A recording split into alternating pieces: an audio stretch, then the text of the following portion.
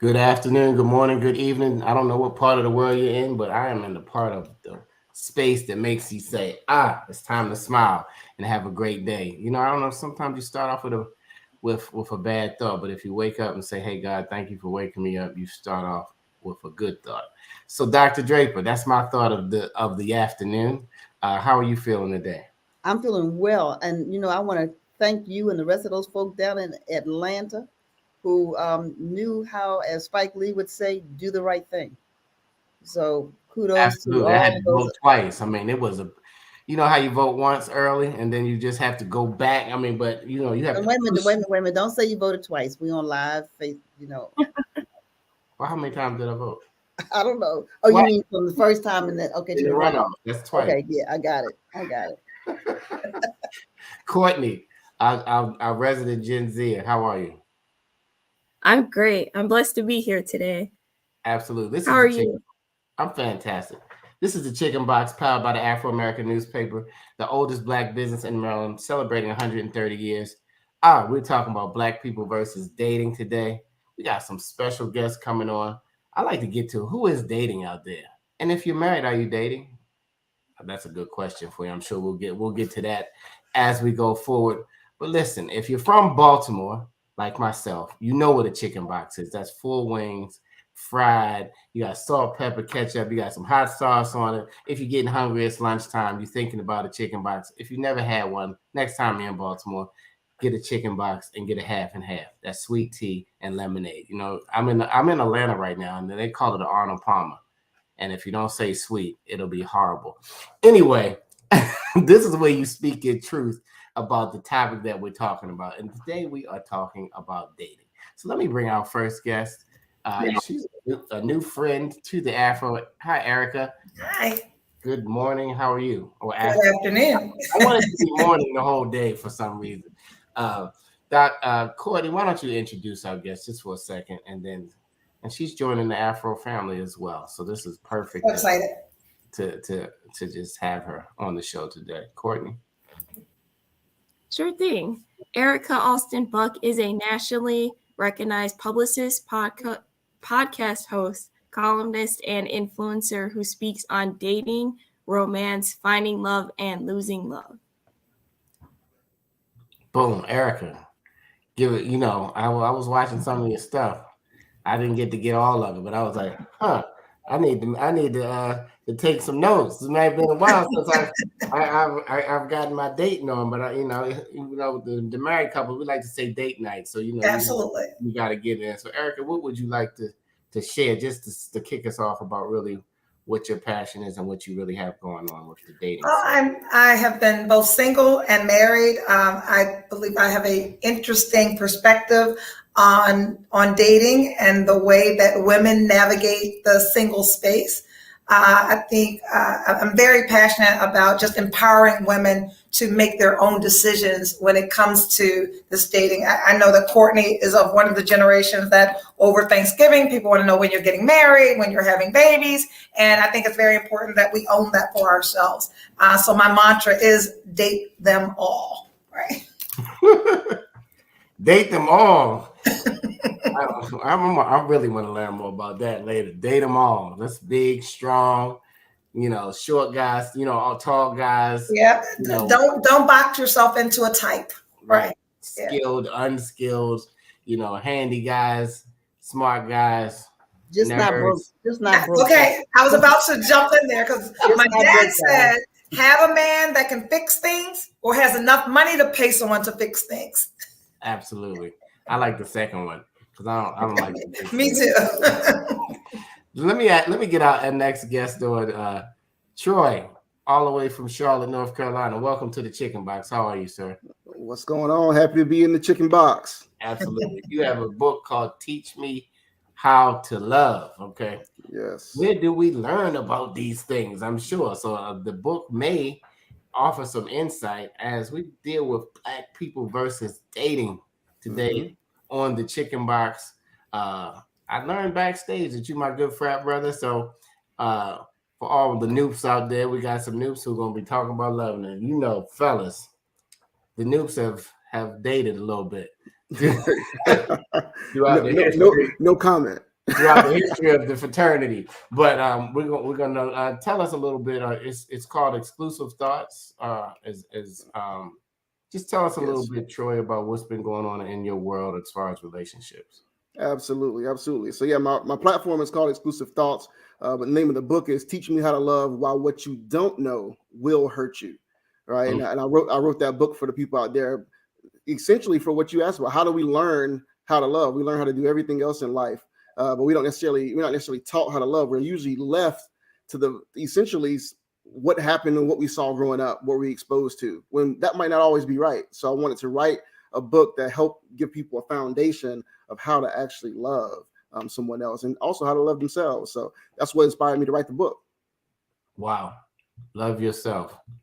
They say that's a very key thing. We're going to get right into it. Black people versus dating. Mm-hmm. Let me just throw out there, what is the dating scene now? I've been off of it so long, so I'm just saying, talk to me about the scene. You know, like I hear of all the dating sites, and I hear, you know, even Facebook, everybody is into it. So what's the dating scene out there? I'll start with you, Eric.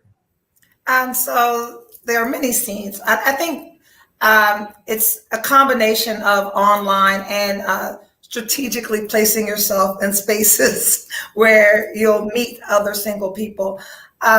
So I am one who I dine alone a lot, intentionally. I am the person that goes to a 5-star restaurant, sits at the bar, have my meal and my cocktail there, and I've never not met someone in that space.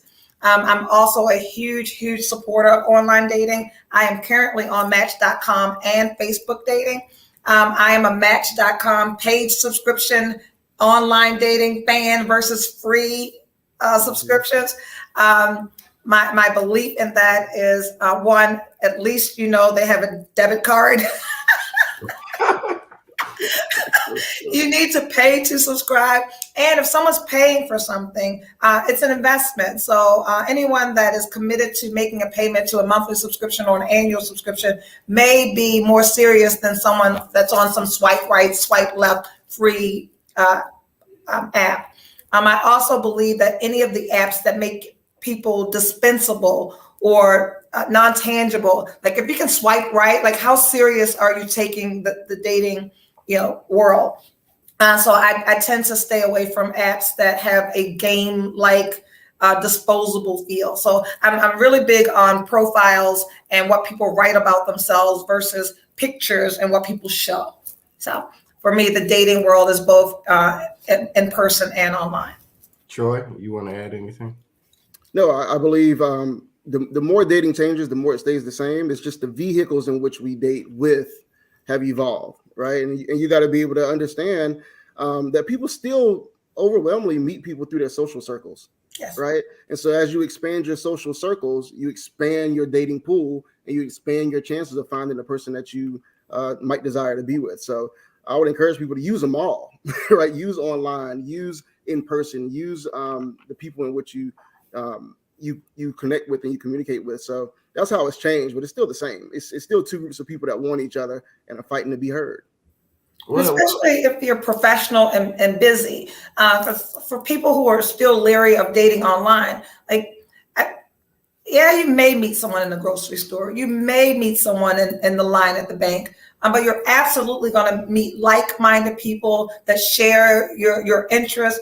What online does is allow you to see a spectrum of what that person is, what they believe in, what they don't, and it cuts out the dead time. Online is happening. I mean, you can check your messages at 2:00 in the morning, 2:00 in the afternoon. If you're a busy professional person, I lean towards online dating because it's so many people that you may not have had an opportunity to meet otherwise. Absolutely. Go ahead, Troy. I was gonna say, I often tell people, just get busy doing what you love doing. Absolutely. Right? And the more you surround yourself with your purpose and your passion, and there's people around those areas as well. So get busy doing what you love doing, and you'll find people, and it makes conversations so much more organic, makes it easier to have decent dialogue, to inquire about other people. So just get busy doing what you love doing, and then be intentional when you're in those spaces. And now you open yourself up to potentially meeting someone. Absolutely. Dr. Draper, I know you've You've pastored, you've been a CEO, so you have probably talked to a lot of couples about relationships. What have you found? What have you heard I'm about only dating? laughing because my doctoral dissertation was around relationships. Oh, You know, and the first few words of the thing says it's not a thing, but it says it's all about relationships, right? And it is all about relationships. And so I do a lot of premarital kinds of things with people who really want to be married. Some people don't want to be married. They want to just be in, I see your hand, Eric. They just want to be in some kind of relationship that they can just have a good time or whatever it is they're looking for. But there are other people that do want to, and some people spend so much time on a wedding, they spend no time developing a relationship. And then they come to pastors and others and say, help fix it for us. So help us, Troy or Erica. Let's say that a person is really apprehensive about this whole dating piece, and they are reluctant to jump into that space for whatever reason. I mean, what do you say to people? I mean, I know what you said about, you got to just kind of do it and follow, do some things and make it intentional. But what do you say to that person that says, I don't know if that's safe. I don't know that I want to do that in terms of online. So to me, most of that apprehension is driven by fear, right? And that fear is driven because you don't trust yourself, right? You haven't established good boundaries with other people and with yourself. So you don't trust that you're going to make the right decisions. People that have good, healthy boundaries and who trust themselves, they don't mind taking risk because they understand that I'm going to establish the tone of this situation. It's not going to be put on me, right? So I would tell people, if you haven't done your own work to trust yourself and to love yourself, then I wouldn't suggest you date anyway. It's very interesting. I just did a whole segment on when not to date.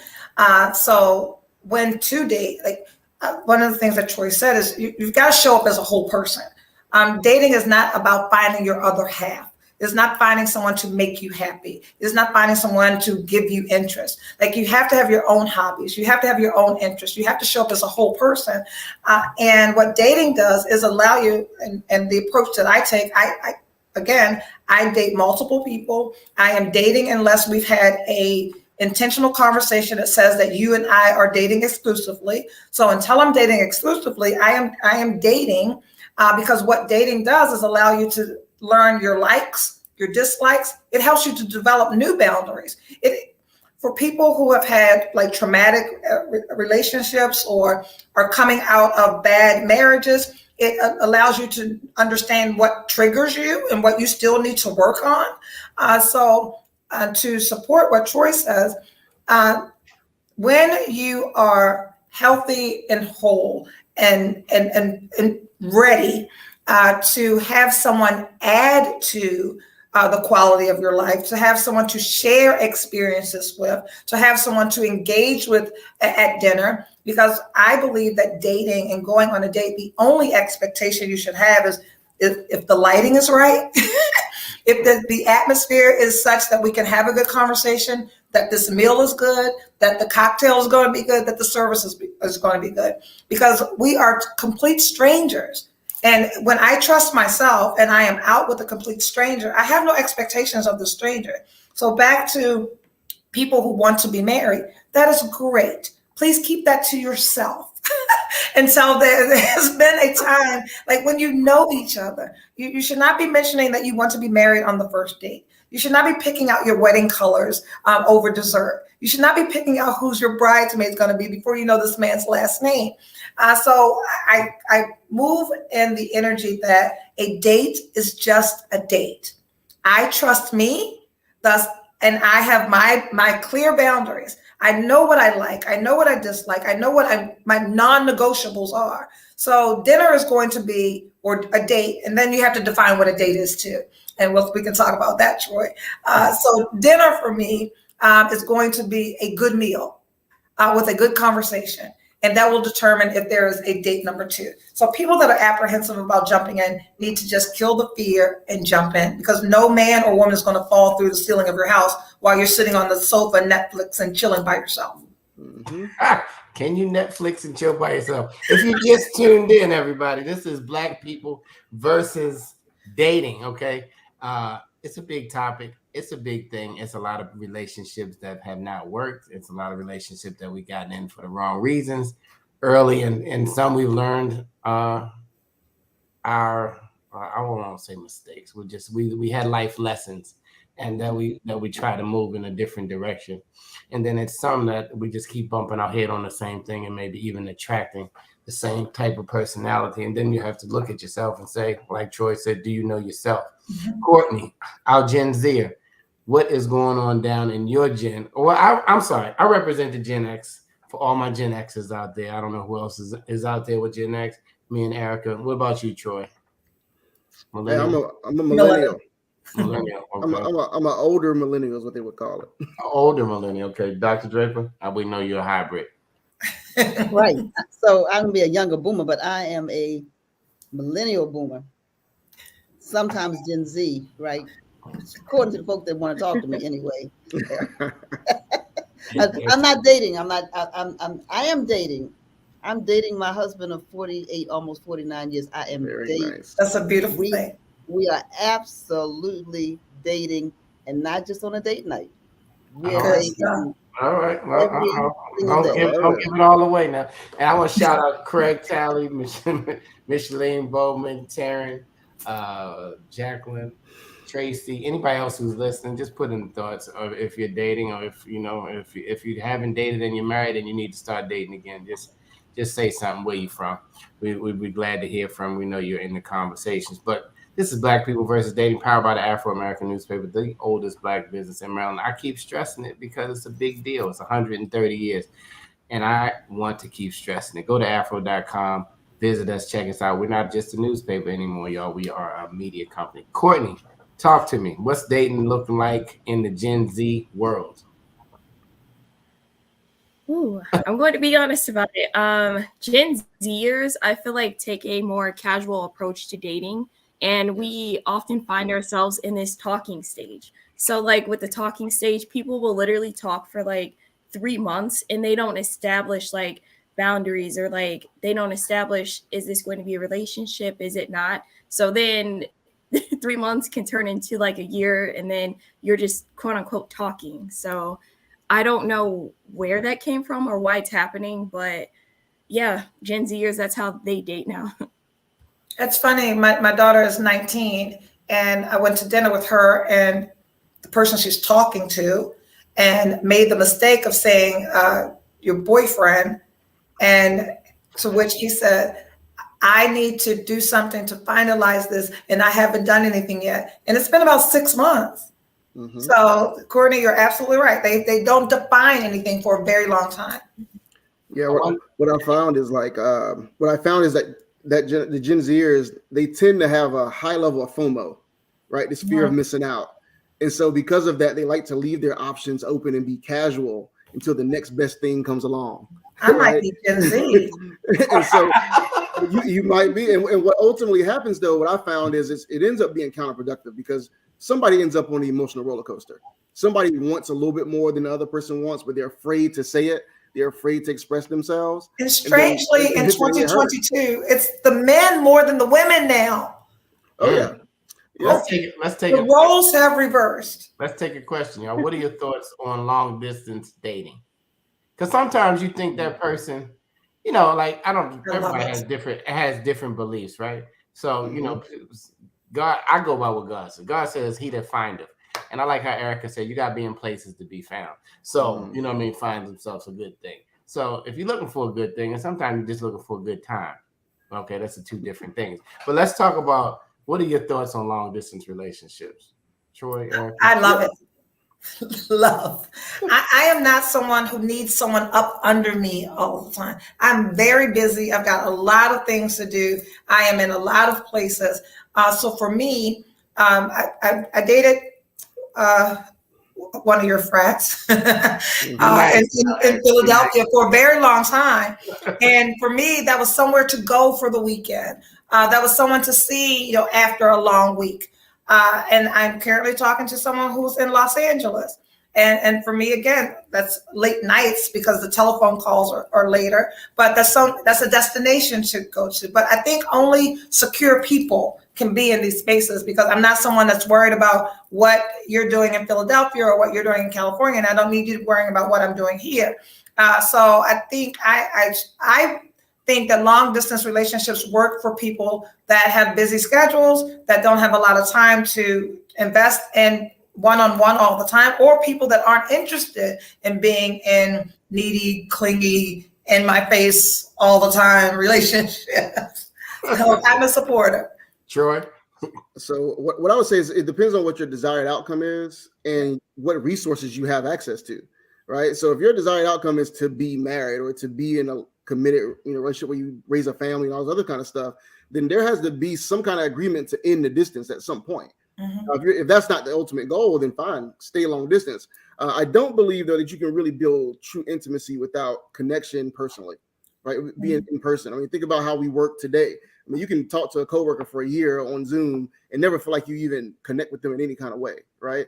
So I do believe there has to be some like plans to end the distance, and you have to have enough resources to be able to fly to Philly, every weekend, or to Los Angeles whenever you feel like going. But if you don't have those kind of resources, then I feel like what happens with a lot of long distance relationships, they start off really high, and then when they don't have any connection, they just fall and trail off, right? So what's your desired outcome is what it really matters. Long distance relationships. Whew. Somebody put in there is you got to have a lot of trust, and yes, you do an immense amount of trust. You know what I mean? It's come to the time. I remember growing up, talking on the phone was a thing, right? Now you get to see a person, like this generation, they are, sometimes I don't know what they're doing, but they just have the phone on, the camera on. And I come into the room with my kids and I don't even know they're on the phone. Right. Oh, yeah. Because they are just eating dinner with FaceTime. They live their life with someone just looking at them. And I'm saying, take out the trash. And then I hear a voice.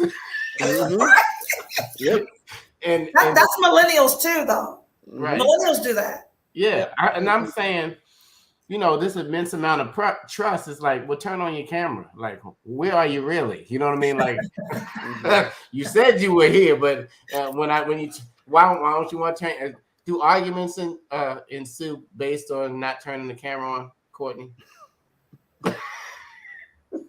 Talk to me. I'm going to say yeah, because in my generation, couples want to know where you're at, what you're doing, like what you're wearing, like they want to know everything. So if that camera isn't on, then yeah, we get suspicious. They share locations and everything, right? They share locations, all that. The suspense thickens. I mean, and are we arguing a lot on through text? Oh yeah. Yes. Oh, paragraphs like this. I mean, like paragraphs like this long. Where people can't talk like they used to, like the conversations aren't the same. Right. So they'll text you a paragraph and then say nothing on FaceTime. How about the text? They're texting you a whole book, and then you say you just get tired of the text and you go to call them and they'll answer the phone. Right. Everybody to each his own. But let me ask you this, Erica. Erica has started a new column on Afro.com. Her very first column is up, right? And yes. It's about, the name of it is Single in the City. And so in your first column, Erica, you have this statement that says, coffee and a drink at the bar does not a date make. You want to say a little bit more about that? Not for me. I think that a date takes some intentionality. It takes some effort and some energy. And a coffee meeting or a meeting for a drink could turn into something else, but I'm 52 years old.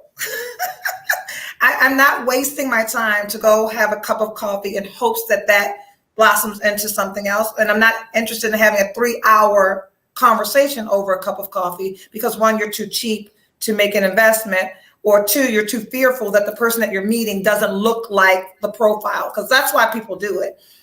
They really want to meet for coffee or a drink so they can get out of there quickly. But I don't have that kind of time. And for me, because I do online, I don't spend a lot of time with emails and texts.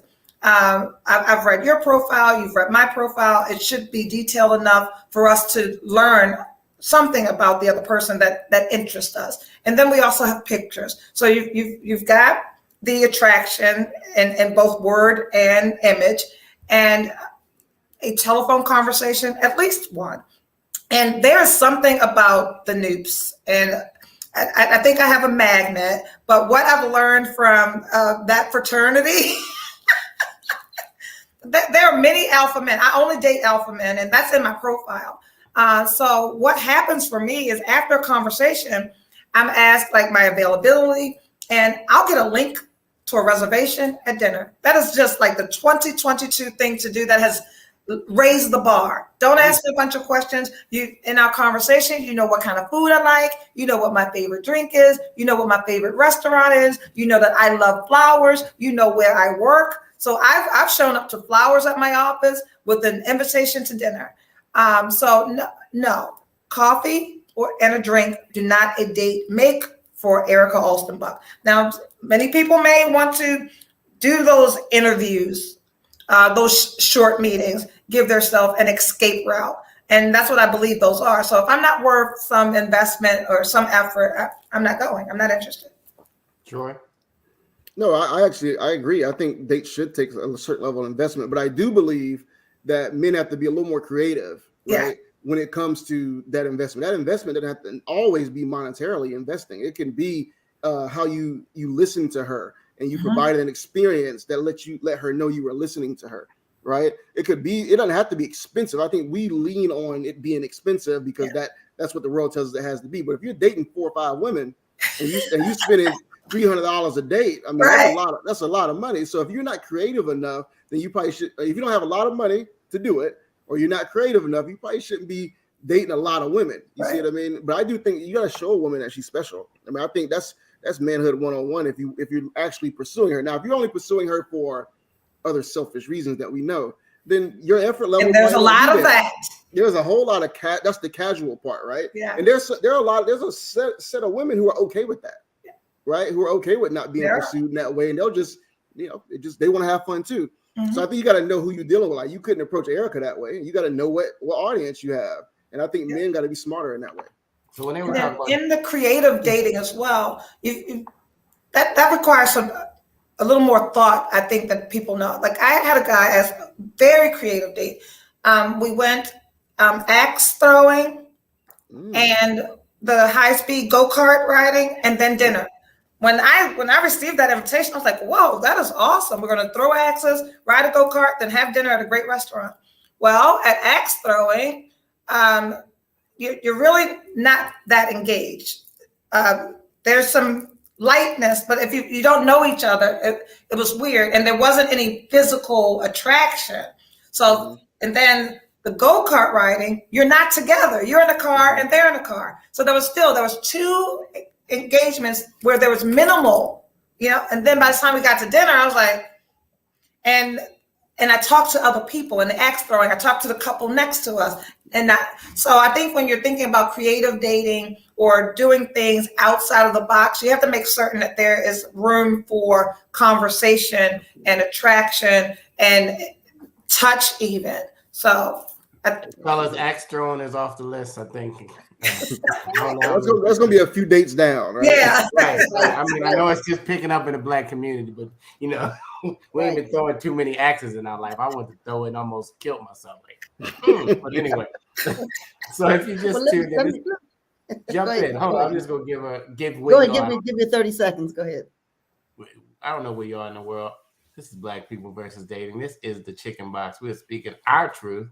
You can definitely speak yours in the chat, and if it's really strong, I'm sure Erica will, as we move into single in the city, will glad to have you on the podcast so that we can discuss the things that we're going through. We're talking about dating today, and thank you for tuning in, Dr. Draper. Well, I was going to ask Troy about his book. His book, Teach Me How to Love, Why What You Don't Know Will Hurt You. And so Troy, you are a relationship coach, certified relationship coach. Tell us a little bit about what that means and who some of your clients are and how, just Yeah. Just how that works. No, absolutely. So if you start with the book, right? So my thought process around the book was, we don't necessarily get taught how to navigate relationships. We just look at what we see around us and say, okay, we think that's right, we think that's wrong. But I think what's often happening is what we don't know, the things that are unsaid are the things that hurt us the most. So why what you don't know will hurt you is important, right? So that's important. So who my clients are. So I'm a certified dating and relationship coach. And my clients are mainly, so if you look at 75% of my clientele is women, right? Then I have another 25% or so, not 25, about 20% or so that are couples. And then I have about 5% or so that are men, right? You're going to ask that question, like, why is it hard to get men? Men don't like to listen to other men a lot of times. Let's just be honest about it. But men cry in the dark, so they tend to hit me in the DM and have questions and such. They don't always become clients, though, but they have a lot of questions. Let's just say that.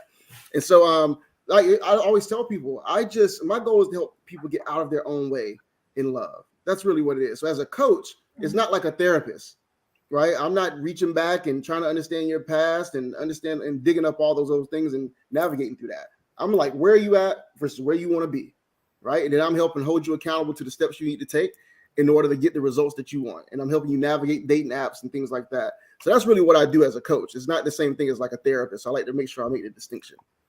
So is it a difference between dating and hooking up? Oh, yeah, absolutely.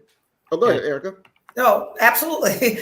I know we hear about the hookup apps, right? And I heard you talking about the swiping apps earlier. Mhm. And so I'm assuming that's what we're talking about. For those who might not know, might not have come into the 21st century of trying to hook up, it is now apps for that. I'm not promoting them, but I'm just saying they are out there. And hooking up is simply two people getting together for a physical experience. Mm-hmm. However, there are many people that are on apps, on dating sites that are solely there to hook up, but are using language and tactics to lead women to believe that it's more than just a hookup. And I just recently had a conversation or one of my shows where women who, and we are worthy, we are valuable, we are enough, and this 90-day rule and the 6-month rule. And women that are online dating need to understand that men will absolutely slow walk you to get it. If you have a 90-day rule and you are talking to a man for 90 days, he will get it on day 91 and never call you again. If someone's intention is just to hook up, regardless of how long you engage with them, once the hookup happens, that's it. So it really is back to boundaries. It's back to trusting yourself. It's back to your own expectations. And if you're okay with that, that's fine. You need to understand that whether you give it to them on the first night or you give it to them on the 110th night, you need to be okay with that person walking away if that's all that person intended. So you're saying they're like secret agents, Erica? I am indeed. Like, look, men will do anything under the pretense of they might get some. And that goes from 26 to 66. It does not change. Women ruling the world and men trying to get it will never get old. It is that women need to create for themselves a safe space, their own boundaries, know themselves in a way that you are able to engage with someone and understand that they are playing. Mm-hmm. And I think a lot of times it comes down to being very clear about what your intentions are too. I think we keep the water very muddy, and murky on purpose because we don't want to push someone away or we don't want to confuse them or we don't want to, turn them off. But what you do when you aren't clear about what your intentions are, then you don't even understand how to navigate the dating experience, right? When you don't know what you want, then you can't communicate that to somebody else. And you got to stop being afraid to communicate that. The person who wants what you want isn't going to be turned off by you communicating what you want, right? So you got to or what you don't want, or what you don't want, and what you don't desire, right? And so I think we got to be very clear. I think people talk real big, but I don't know if their actions really follow it. So Erica, when you said first date, don't say you want to get married. and blurt everything out the way. Is that saying what you want, or is that saying? So there's a way. I mean, you can say that you want to be married. Because people, or that you're looking for an intentional relationship, or so my profile says that I am open to the possibility of a relationship in 2023. And that's been up through 2022. Gotcha. Okay. I am open to the possibility of a relationship in 2023. And relationship for me is defined as exclusive. So if I want to be married, absolutely. Somewhere in your profile, you're going to say you want to be married. I don't want to be married today. I don't want to be married tomorrow. So it's your wording. And even in the conversation, when you're letting the person know of your intentions, you can absolutely let them know that you one day want to be married. I am still open to being married. But it shouldn't be every other sentence. You shouldn't be beating someone over the head with you want to be married. Like, I personally don't want to have marriage conversations on first dates, and men are doing that. And I'm not showing up. And you can't change the rules midway. You can't get in under the pretense that I absolutely do not want to get married. If I don't want to get married. Then 6 months later, everything get good. Now all of a sudden, you throw in your what channel is that on? Size 6.5. So don't change the rules midway. And it needs to be. There's so much. It's compromise. Like, we're adults. There needs to be like real conversations around your plans, your goals, your intentions. And when Troy said, like, you need to let your intention. Men aren't going to say my only intention is to get some. They're never going to say that. They'll say that they don't want to be in a relationship, which means they only want some. They're going to say that I just got out of something. I'm not ready to commit. That means that they want some. So we're listening to the language. We're listening to what people are saying and what they're not saying. And with marriage, I think not saying in detail as often as it pops in your head that I want to get married, but in a way that lets the person know that you're not here to play. I am open to marriage. I do one day want to be married. Marriage is not out of the picture for me. Like, things like that versus, oh yeah, I'm going to be married by the time I'm 36 and you're 35 and your birthday's next month. Like, don't do that. Courtney, let me bring the Gen Z back into it. When you guys meet initially in these relationships, is it your authentic self, or is it a representative? I feel like a lot of people have a representative. They want to like look the best, and they want you to get like a certain impression of them.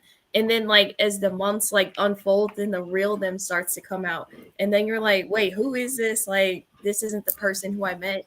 And then when you like confront it, then they try to like gaslight you. So it's weird. It's just weird out here.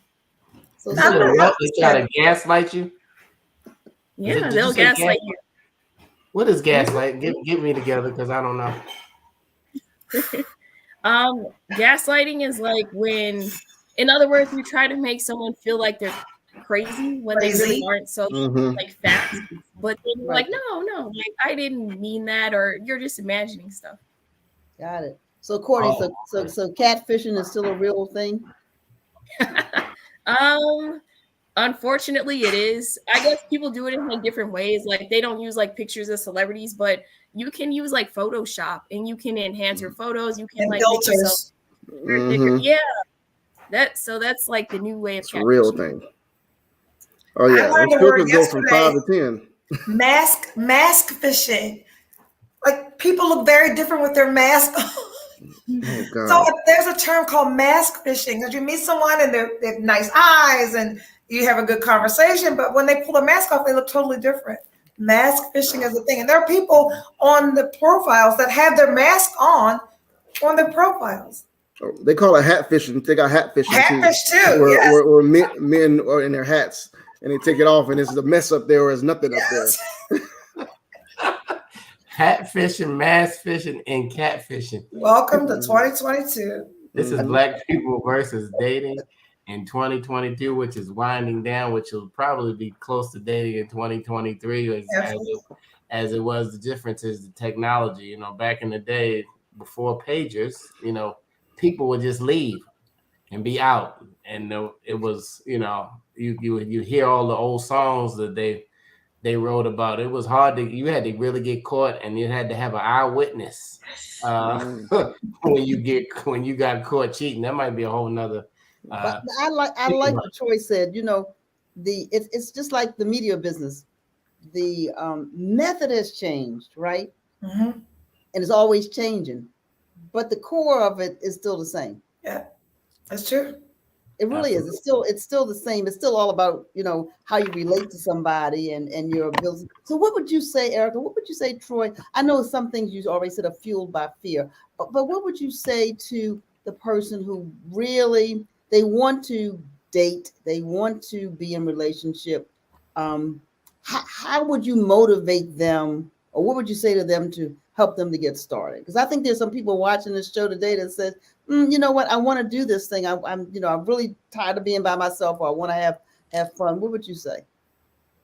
I would challenge them, because it's a challenge. Like my following is a bunch of single people that don't want to be single, but have had such experiences that they're very fearful. And then you hear the things that we're talking about today, and how crafty you've got to be to navigate this space.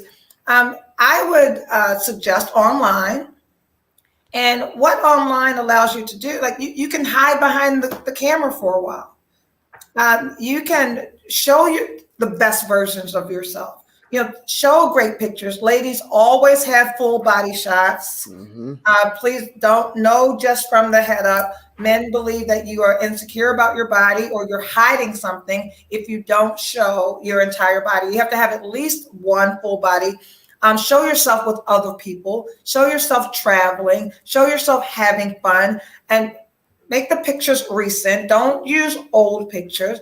And for women that are giving pictures from their head up because they're maybe a little overweight, or they're insecure about their body shape, trust me, I read enough male profiles that say nothing wants a bone but a dog, must have some extra pounds, need some push. Like, there are men that are specifically looking for women that have a few pounds on them. I am not the average size woman. You are the average size woman. So if that is what men are seeing on average, you need to show yourself.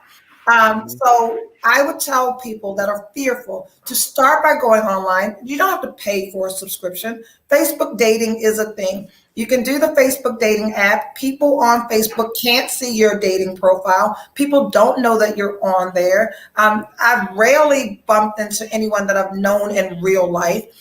So anyone that's interested in starting dating in the new year, I would challenge you to have a profile written, a few lines about yourself, your interests, and put it up by December 31st. When you are making your proclamations and your resolutions for new year, new you, add dating to it. Challenge yourself to write a profile, gather your pictures, ask your friends for the best pictures that they've taken of you, because they got your angles, they got your good shots. And this is for men and women.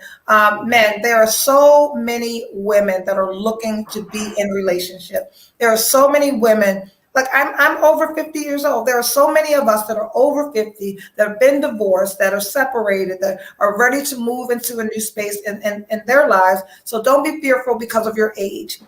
My profile literally says from 35 to 75. So I'm saying, I'm really crazy, baby. So that goes, Erica, and There's somebody for everyone. Erica and Troy, that goes for the fellas too. They said the dad bods were in, right? They said, oh yeah, no, dad bod is in. Show that dad bod.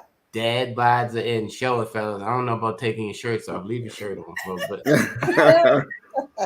Erica, you said New Year, New You. That's the theme for the Afro's upcoming special edition next week. Absolutely. New Year. There it is. And I'll make my column about going into the new year ready to date. And I like what you said, though. You have to be comfortable with who you are. Absolutely. All right. So that, that helps with the being genuine, right? Mm-hmm. So if you look like you weigh 120 from the neck up, and when you stand up, it's clearly 220. Yes. The person's going to see it anyway. And people believe that they can catfish and talk, and then there's interest in your personality, and you hang up first. No, you hang up first. So you're doing all of these, but you've been deceptive with your pictures. People really believe that they're going to arrive at dinner and be 200 pounds more than your picture, and that person's going to continue to like you because you've got a connection. That does not happen. They see you, they meet you, and you've deceived them, and the relationship is over. So you've wasted your time and theirs. So be yourself. Okay, that's good. Who pays for dinner on the first date? Most of the time, the men do. Yeah. Most of the time, the men do. I think they do. I mean, to me, like if you really think about it, men know their role most of the time, right? I think what men really are asking for now more than they used to, they're asking for active participants in dating. They're just saying, do I got to pay for all the dates? No. Or will you offer at some point, to help contribute in some way to this financial expense? You see what I mean? They just want active participants. I don't think it's really that they want women to pay for everything. And if they do, that's your problem. That's a red flag right there anyway.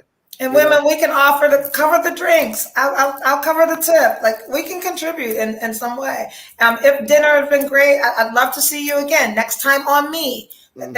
Men love when we show up willing to take some of the tab as well. I think that shows financial independence. Men aren't looking to take care of anyone. So I am, in my profile, it says, I am not looking for anyone to pay my bills or take care of me. I do a very good job of taking care of myself. Thus, the bar has been set. So men know, don't come at me goofy, because I'm doing a good job for myself. I think that there are a lot of women that are looking for people to finance their lives. Men don't want that. I mean, and the men that do want that, if they're financing your life, it's going to be some superficial, physical relationship. And if that's not what you want, don't present yourself that way. So what are the questions on these first dates? What are the icebreakers?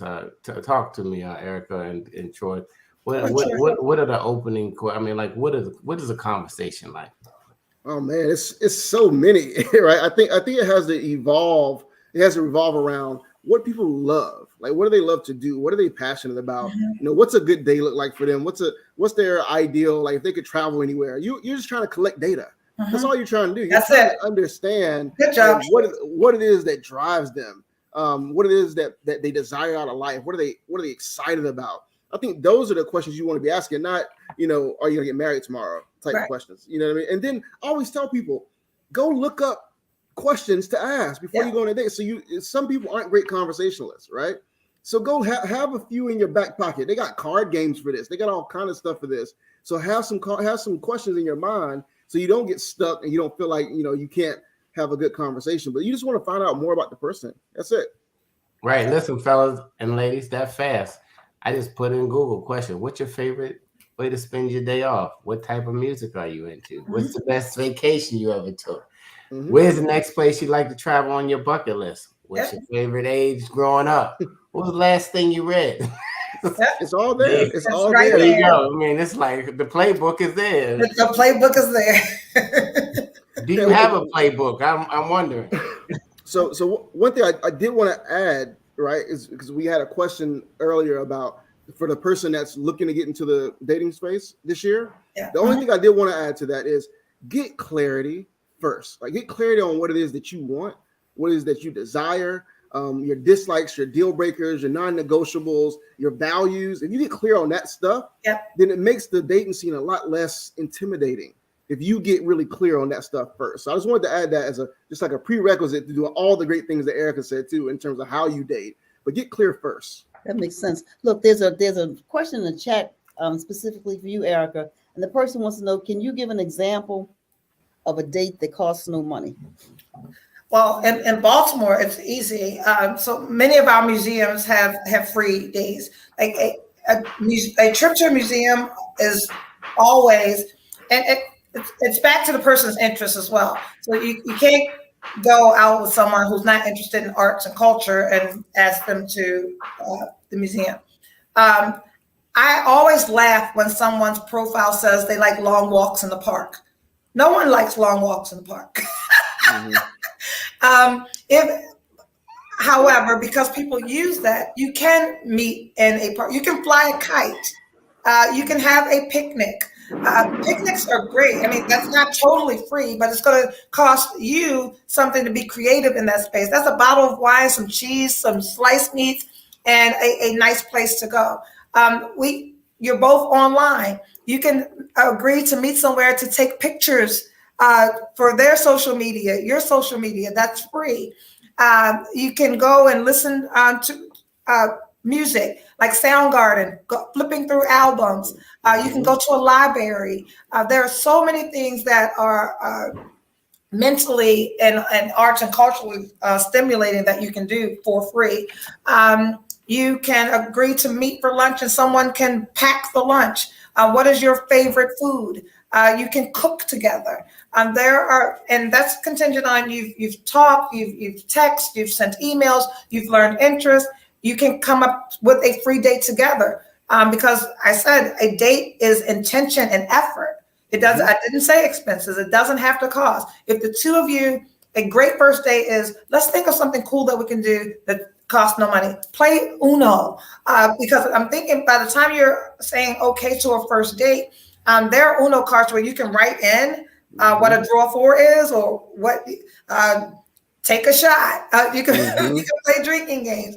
So there are so many creative things that you can do based on your interest, the other party's interest, but just don't go planning free dates that you aren't certain if that person's going to like those things. Absolutely. Don't go planning to go have an ice cream cone and this person is lactose intolerant. You got to make certain that you know what's interesting. Right. Don't plan to work out and your partner don't like that. Yeah, they don't like that. I will go for a run, but Dad Bod over here is probably not running with me. He don't want to. He might time you though. He might say, look, let me see if he can beat yesterday. He can ride the bike. Yeah, walking around Montebello is a great place to walk and talk. There's so many sites to see. Like people are out with their dogs and their families. They're biking and they're running, and there's great conversation walking around Montebello. That's a great one. And I think there's a space. There's also a space for virtual dates too. Right? There is. You have that long distance. Yeah. I mean, I always have this idea in my mind of doing like a virtual date where we have a battle of our favorite R&B playlists and we fix cocktails at the same time. Right. And it's virtual, but you can learn a lot about someone through music and what they like and what they dislike. It opens up conversation. You have your favorite drink, so you cook the same meal, whatever it is, but it's probably free. Right. Yep. So it's just something else to think about virtually if you have long distance. Yeah.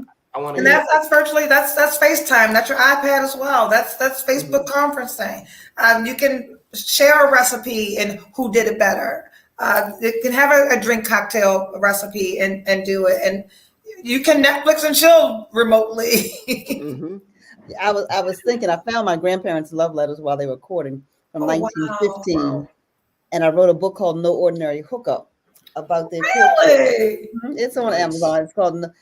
It's called No Ordinary Hookup, the courtship of Carl and Vashti Murphy. And in 1915, here's how they did dating, right? Just so they wrote letters. So I had all of their handwritten letters, they're all in the book. And their letters were about, so what are you reading? And what are you listening to? And what did you get out of the sermon? So he was in DC and she was in Baltimore. And one of his letters said, I don't think much of a postal service that takes more than 2 days for my letter to get to you. How awesome is that? And so they had supervised visits, right? And at one time they were writing about something, and in little fine print, he said, well, can I come over this weekend? Really? So, we're 100 years later, right? And people are still courting and dating, but they did it through just writing about things that they liked. What did you think about this book? What did you think about this music? What did you think about this? That was their version of online dating. That was their version of online, but it was longhand dating. Yeah. I want to ask this. We're almost out of time. I want to ask both of you, what are some red flags? What should people like? This happens, they should just run the other way. What do you all think?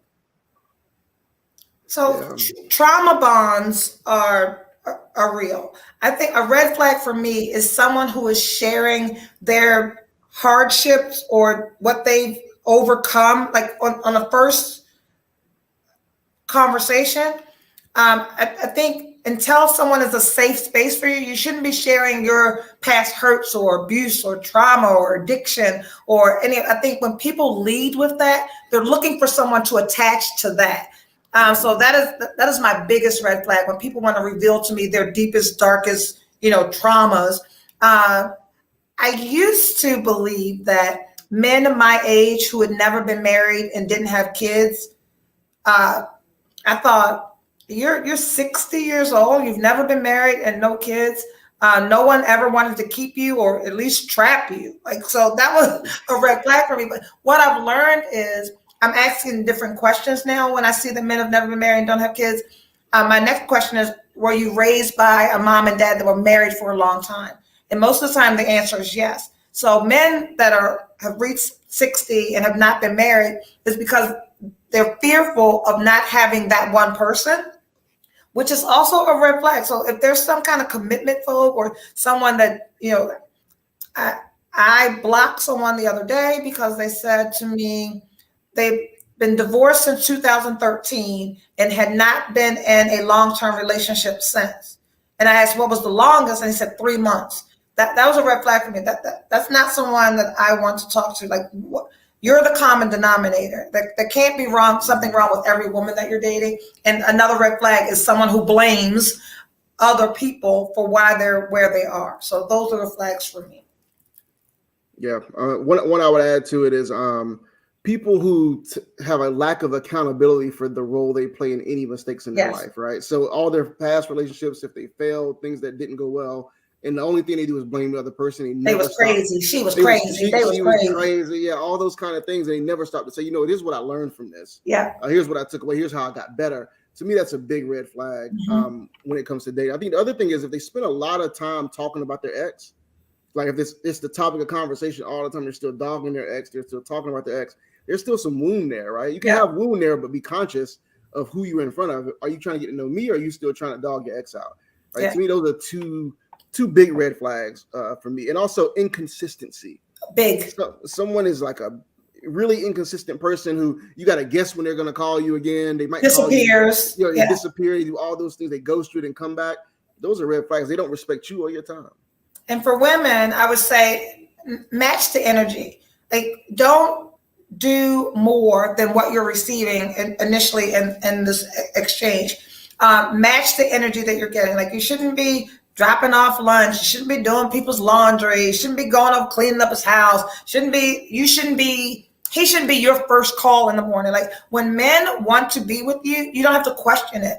Men make effort and men do what they want to do. Men make excuses for the things that they don't want to do. So if men are giving you excuses for their unavailability, for their inconsistency, they are doing something else. And you should be too. So I leave that there. Oh, you're getting the playbook today. This has been Black People versus Dating. We are winding down of the time, but because it is our channel, we can go over, right? It's not a few minutes, but I just want to, this is a chance for everybody gets on the box. Thank you, everybody who's been tuning in, Dripping in Black, Ray, Donald, Ivy, Cecilia, Taryn, all of the people who've been commenting. This is a hot topic. We have a new column in there, Afro, a new columnist. Surprise. Alston Buck is now with us, and she's now writing, and she will also be doing her podcast. So check her out because she is giving up all the good info and helping a lot of people through this dating space. And hey, everybody should just tune in, even if you're married. All right, because even if you're married, because sometimes you become complacent. And you do everything. You got the kids, the job, you're trying to make more money, the hustle, everything else. And you forget, hey, this is my, the one I said forever with, and I'm neglecting this person. So Courtney, I know we didn't get you. I wanted before we get on the box, do you have a burning question for any of our guests before we get off? Yes, I had one last question. Do you think it's wrong to do your homework and research someone who you're interested in before you guys get together? If you go on a website and look up their phone number and find their social media, is it wrong to lurk, I guess? You better lurk. You better lurk. Just don't reveal to them information that they haven't given you, because that's creepy. So men always Google me. So it's really tough dating when you got a podcast saying date them all. You're writing a column called Single in the City, and you're on platforms saying you're considering a relationship. So I hate when men find my podcast. I hate when men find because they can't make the difference between what I do and who I am. But you all Google, find the phone number, go through Facebook, go through IG, hit friends, go down the rabbit hole, go do it all. Because people are only going to give to you what they want you to have. And in this dating space, you need as much information as you can get to put yourself in the best position. So there are people that are they're out here married. I got a message from someone on a dating app and did the rabbit hole, found the wife and took a screenshot and gave it to her. Your husband's on this dating site. And she was like, thank you so much. So there are married people. There are people that are doing things that don't align with your lifestyle. All we have is our personal and professional reputations, and we have to protect that. So do all the work you can, but don't reveal to them that you know more than what they've given to you, because then you're a creep. Man, Absolutely. Troy, what you think he was feeling? And when he got busted on that one, it was like, good Hey, God, man. that sounds like a Screenshot. that sounds like a rookie mistake right there. I mean, that's bold, right? That's really bold of him.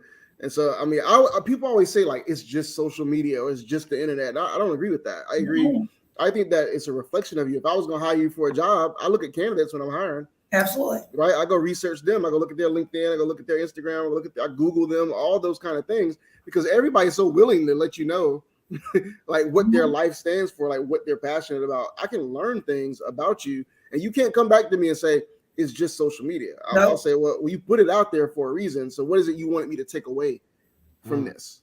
Right. So I don't believe in that. So I think you should. And trust me, men do the same thing to women. Like don't get it twisted. Like men go down the rabbit hole and try to figure out what you're doing, who you with, who lurking, what dude on the pictures, when you who's liking the pictures, those comments. Are you saying that? I see her in a picture with this person. Instead of dating, say this. But listen, we're gonna get on the chicken box real quick. We might have to have a part 2 of dating on, because I think this has been really healthy and good conversation. Thanks everybody who's been tuning in.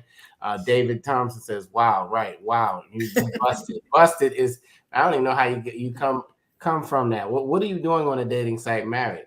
Hello. Well, anyway, that's a whole nother thing. They may have an arrangement. Hey, I heard people say, I'm married, but we're having problems. Hello. Anyway, Dr. Draper, I know you usually have to go around this time because you have another meeting scheduled, but let's do the final words, and I'll let you get on the box first. You're on the box. But first, I want to thank our guests. Thank you, Erica. Thank you, Troy, so much for sharing your gifts and talents. And thank you for what you're doing, right? Because what you're doing is helping, we pray, to create healthy relationships. There is such a thing as healthy relationships, right? It's not all just a game. Sometimes people approach it as a game, especially around this time of the year, right? It's when I grew up, I think people don't do this anymore. They quit all their girlfriends and boyfriends in December. Back in January, they had to buy no gift. But anyway, but that's all. It's all part of a game. But you all are professionals in this space. You're professionals in this space. You're sharing what you know. You're doing it through a podcast. You're doing it through writing. And so kudos to you. So I just want to say to everybody who's watching that relationships can work, but you have to bring your authentic self to the party. And you don't have to be like somebody else, because when somebody pulls the covers back, I don't want to use that pun. When somebody looks at you and realizes that you're not who you purport to be, that's not a relationship. That's a game. And we were created in God's image to be in healthy relationships, one with the other. And every relationship doesn't have to lead to the bedroom. Right. Here's what my husband would say if he were, and he may be watching: be friends first. Learn how to be somebody's friend for real and have that kind of relationship. And if it develops into something else, so be it. But if you're not married, my husband tells couples this all the time: if you're not married to your best friend, work on that friendship first. I'm off the box. Well, also, Dr. Draper, you know, Yeah, because we were talking about time before. How long did you date before you got married? not long. We met Labor. Oh, she put You me. on mute. Yeah, we met Labor Day and got married in January. Wow. And have been I love married it. for long. 49 years in January. So time means nothing, huh? When you No. Well, no, it means a lot. We were blessed. Hmm. That's all I can tell you, right? And my husband's a great guy. We work on our relationship. There you go. We work in our relationship, but we work on our relationship. Our children will say they've never seen us argue about anything Wow. in 50 years. Not because we haven't disagreed on something, but Mhm. you can disagree without being disagreeable. Absolutely. So anyway, I'm off Love the it. box. Off the All box. right. Courtney, you're on the box. I want to say we love to see it. Thank you, Dr. Draper. I feel like people need to hear more about like positive and uplifting relationships. So that's great to hear about.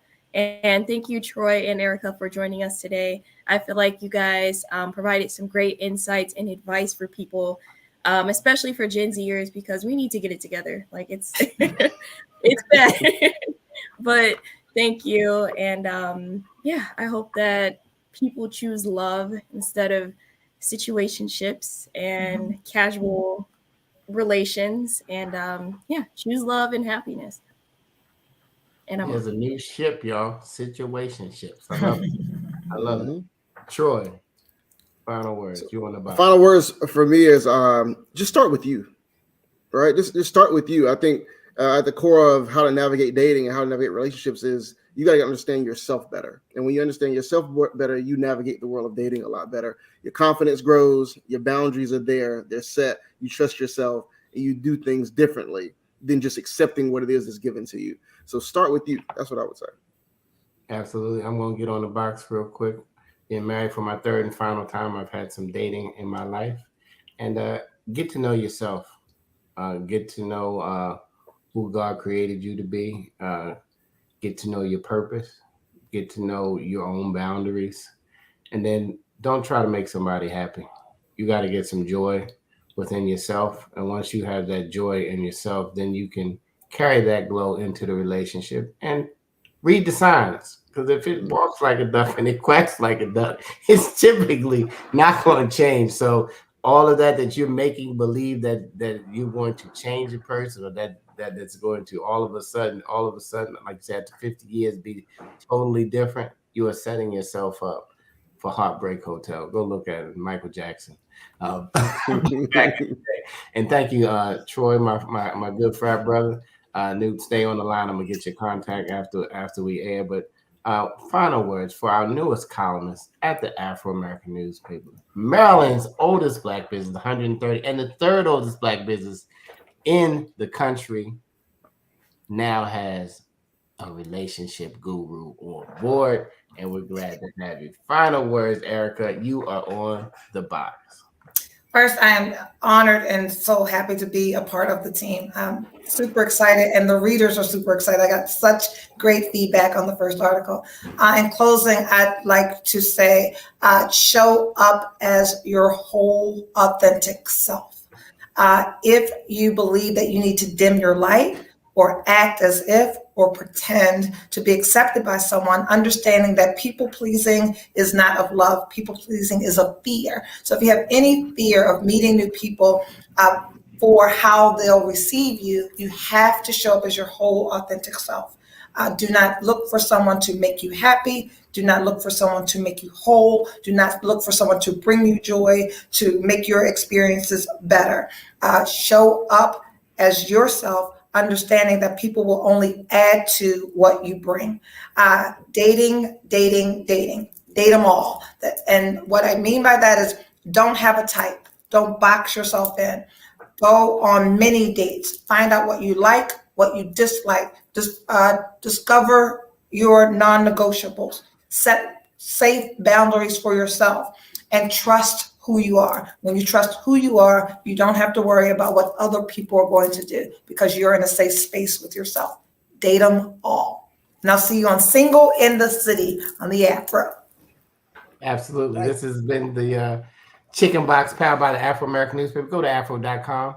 For less than $2 Uber Eats, you can have a subscription all year long. We are Black owned, Black operated, and we inform, educate, and inspire. And nobody owns our media desk. Nobody owns our editorial rooms. Nobody owns what we say. We're going to speak for you. We are a true news organization who believes in serving the community, and we need your support so we can have all of the new great potential and the new superstars come on and really help continue to grow this business for the next 130 years. God willing, we'll see you next week on Thursday. And if you haven't smiled, here it is. Now's your time. It makes you feel better. I'm telling you. I'm telling you, if you had that frown all day, if you just smile, it is going to help you. Thank you, everybody who tuned in and who contributed to the conversation. Share it with somebody because somebody's in a relationship that needs to hear at least one thing that we said today. Have a great day, everybody, and enjoy your weekend.